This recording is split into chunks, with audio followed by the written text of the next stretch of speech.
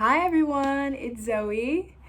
This is my first ever video, oh my gosh. And today we're gonna be talking about 5 tips for beginner violinists. So a lot of these tips I learned too late, and I wanna give you all the tea because you can avoid a lot of unnecessary problems and get better faster, which that's kind of what we all want, isn't it? Okay. Tip number 5, practice slowly. When you're first starting off on violin, it's really hard to know how to actually practice.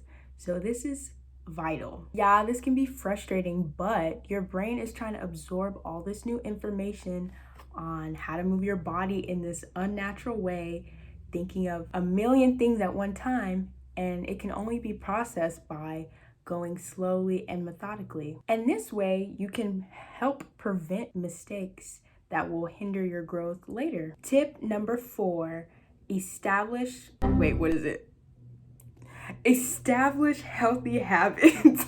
As a beginner, you're gonna make mistakes. It's really inevitable, but you can have an easier time by ingraining some healthy habits to help prevent mistakes that you don't need to. So you want to eliminate as many errors as possible so you don't have to go back years later and try and undo a bad habit. One habit of mine that I had to break and came with a lot of consequences was tilting my bow the wrong way. I'm gonna show you. So instead of my bow being like this, it was like this. And doing that affected my sound, how well I pulled the bow, my mechanics, and I had to undo that, which resulted in me injuring myself. So avoid everything that happened to me by trying to do everything the best that you can the first time. So how are you actually supposed to do all of this? We have to learn healthy habits, we have to practice slow, figure out how to practice, get all these techniques right, and that leads me to tip number 3. Get an instructor. Do it.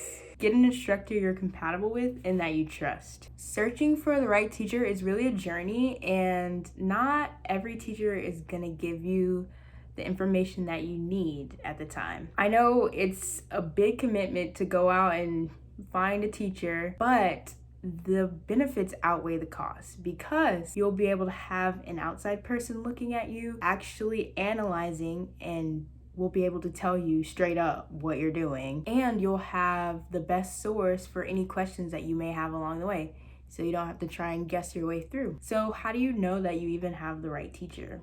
A good instructor will help instill the good habits we talked about before and can help you see errors in your playing that you would have never picked up on if you were self-teaching.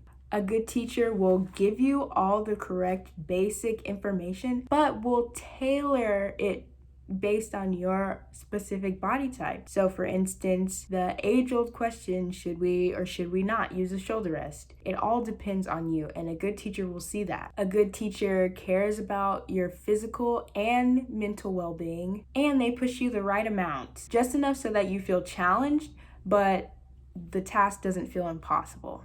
Tip number 2, is play music that you actually enjoy. What I've been talking about so far mostly has to do with the technical aspects of music, but we sometimes forget, especially in classical music, that art and music in itself is supposed to be fun and enjoyable, and we do it because we love it. So if you're not into a certain type of music, don't play it. You won't want to practice something that you're like, oh, I don't want to do that. So if you don't like classical, play jazz. Find another genre that you're interested in that you would want to learn, and that will make the experience much more enriching and much more fun. Of course, at times we do have to buckle down and do technical exercises and things that we may not necessarily enjoy, but ultimately you should be doing something because you love it and because it's super fun, and those technical exercises and etudes will help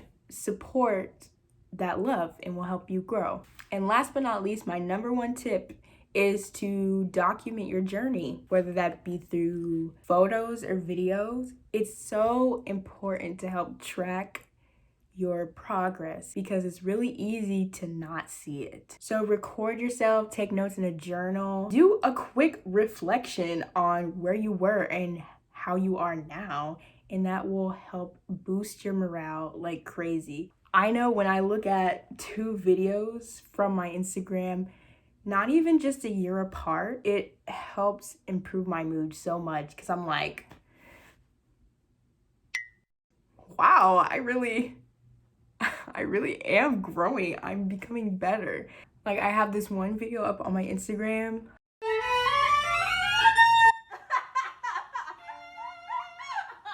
And even though both of them really aren't that good, I'm gonna be honest, they're both not that good.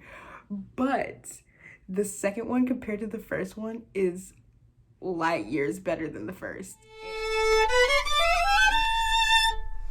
And that really helped improve how I felt about my progress.